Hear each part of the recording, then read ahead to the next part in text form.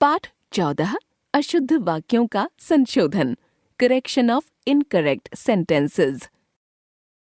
वाक्य भाषा की महत्वपूर्ण इकाई है। वाक्य में यदि किसी तरह की अशुद्धि होती है तो सुनने में अटपटा लगता है, अर्थ भी बदल जाता है, वह सही प्रकार से समझ में भी नहीं आता। वाक्य में शुद्धता, स्पष्टता और सार्थकता होनी जरूरी है। अतः वाक्य व्याकरण के नियमों की दृष्टि से शुद्ध होना चाहिए। वाक्य में अनेक प्रकार की अशुद्धियां होती हैं। कभी क्रिया कर्ता के अनुसार नहीं होती, कभी कर्ता संज्ञा बहुवचन पुल्लिंग में होता है, पर क्रिया एक वचन में तो वाक्य गलत हो जाता है। वाक्य में अनेक प्रकार की अशुद्धियां होती हैं, जो इस प्रकार हैं। संज्ञा संबंधी अशुद्धियां।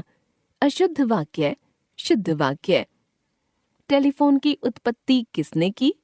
टेलीफोन का आविष्कार किसने किया? छात्र प्रश्नों के समाधान नहीं लिख पाए। छात्र प्रश्नों के उत्तर नहीं लिख पाए।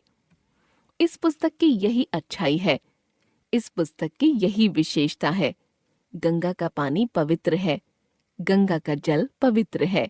रीमा पंकज नयनी है, रीमा कमल नयनी है। लिंग संबंधी अशुद्धियां। अशुद्ध वाक्य, शुद्ध वाक्य। बच्चे के पेट में दर्द हो रही है, बच्चे के पेट में दर्द हो रहा है।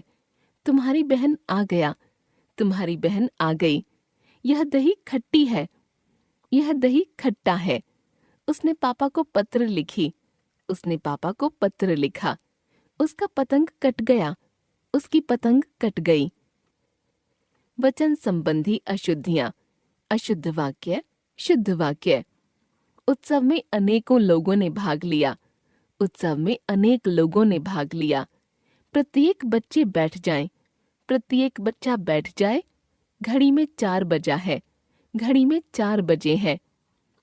उसने फॉर्म पर हस्ताक्षर कर दिया, उसने फॉर्म पर हस्ताक्षर कर दिए। बहुत सारे पानी गिर गए हैं, बहुत सारा पानी गिर गया है। कारक संबंधी अशुद्धियां। अशुद्ध वाक्य, शुद्ध वाक्य। मैं आज पुस्तक पढ़ ली, मैंने आज पुस्तक पढ़ ली। वह कार पर स्कूल जाता है, वह कार से स्कूल जाता है। वह नगर की चीजें लाकर बेचता है, वह नगर से चीजें लाकर बेचता है।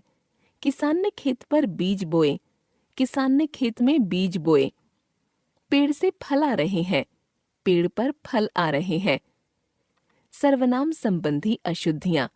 अशुद्ध वाक्य, शुद्ध वाक्य। दाल में कोई गिर गया, दाल में कुछ गिर गया। मेरे को तुम्हारी बात नहीं सुननी, मुझे तुम्हारी बात नहीं सुननी। अब तुम तुम्हारे स्कूल जाओ, अब तुम अपने स्कूल जाओ। मुझे मेरा तरीका पसंद है, मुझे अपना तरीका पसंद है। क्या आपने कल घूमने जाएंगे? क्या आप कल घूमने जाएंगे? विशेषण संबंधी अशुद्धियां।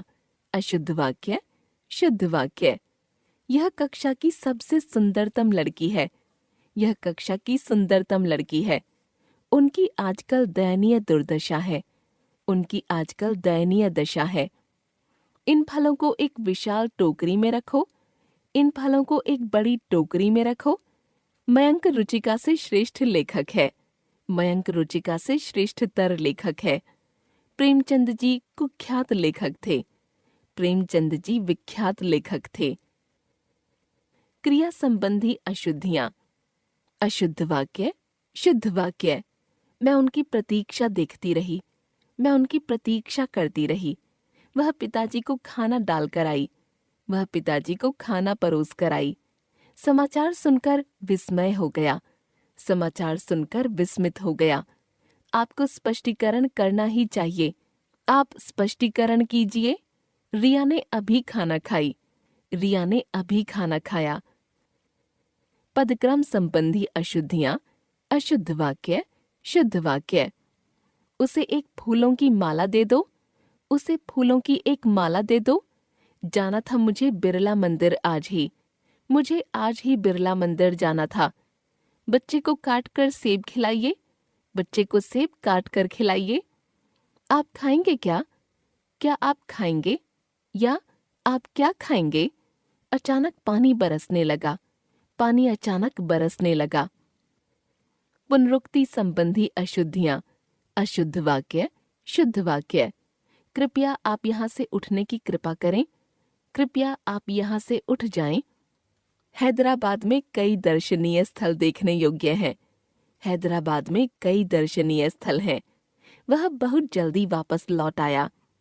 वह बहुत जल्दी लौट आया। कक्षा में कोई लगभग 20 विद्यार्थी थे। कक्षा में लगभग 20 विद्यार्थी थे।